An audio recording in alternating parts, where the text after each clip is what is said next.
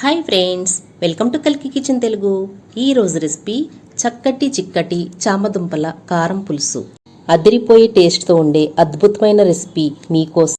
ఆరోగ్యానికి మేలు చేసే ఈ చామదుంపల కర్రీ ఎట్లా తయారు చేయాలో చూద్దాం.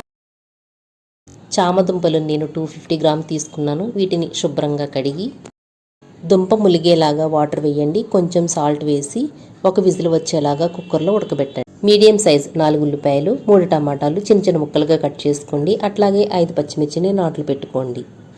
కడాయి మీడియం ఫ్లేమ్లో హీట్ అయిన తర్వాత 5 టేబుల్ స్పూన్ల ఆయిల్ వేసి దాంట్లో కొద్దిగా మెంతులు, జీలకర్ర వేసి కొంచెం ఫ్రై అయిన తర్వాత కట్ చేసి పెట్టుకున్న ఆనియన్ పీసెస్ను కూడా వేసి పచ్చివాసన పోయేంత వరకు మగ్గనిచ్చి కొద్దిగా కరివేపాకు, టమాటా ముక్కలు, పచ్చిమిర్చిని కూడా వేసి మగ్గనివ్వండి. చామదుంపలు, వీటినే అరబీ అని కూడా అంటారు. 80% మాత్రమే ఉడకాలి. బాగా మెత్తగా ఉడకనివ్వకూడదు. బాగా మెత్తగా ఉడికితే పేస్ట్ అయిపోతాయి. ఉడికి చల్లారిన వీటిని పైన ఉన్న స్కిన్ రిమూవ్ చేసి మీడియం సైజు ఈ సైజులో ముక్కలు కట్ చేసుకోండి. మొత్తం అన్నీ ఇదే విధంగా కట్ చేసుకుని ఒక ప్లేట్లో పెట్టుకోండి. ఉల్లి, టమాటా ముక్కలు బాగా వేగాయి. ఇప్పుడు మీ రుచికి సరిపడా సాల్ట్ వేసుకోండి. ఆల్రెడీ మనము చామదుంపల్ని సాల్ట్తో ఉడకబెట్టాము కాబట్టి ఎక్కువ వేయాల్సిన అవసరం లేదు. 2 టేబుల్ స్పూన్ల కారం, కొద్దిగా పసుపు వేసి అన్నీ బాగా మిక్స్ చేసి ఉడకబెట్టుకున్న చామదుంపల్ని కూడా వేసి మగ్గనివ్వండి. 2 నిమిషాలు మగ్గిన తర్వాత మూత తీసి కొద్దిగా హింగు కూడా వేయండి. ఇంగువ పౌడరు కూరకు మంచి రుచిని, వాసనని ఇస్తుంది. ఆరోగ్యానికి కూడా మంచిది. అన్నీ కలిసేలాగా బాగా మిక్స్ చేసి ముక్క ములిగేలాగా వాటర్ వేసి మూత పెట్టి 10 నిమిషాలు ఉడకనివ్వండి.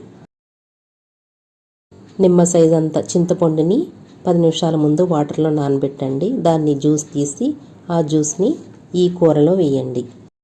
చిన్న బెల్లం ముక్కని కూడా వేయండి. చాలా రుచిగా ఉంటుంది.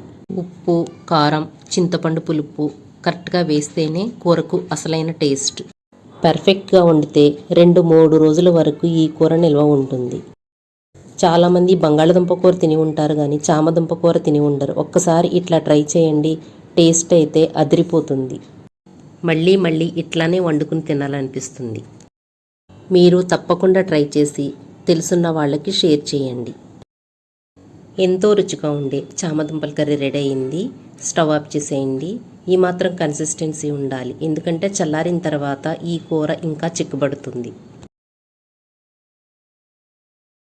ఇంకా మరెన్నో మంచి రెసిపీస్ కోసం కల్కి కిచెన్ తెలుగుకి సబ్స్క్రైబ్ చేసుకోండి.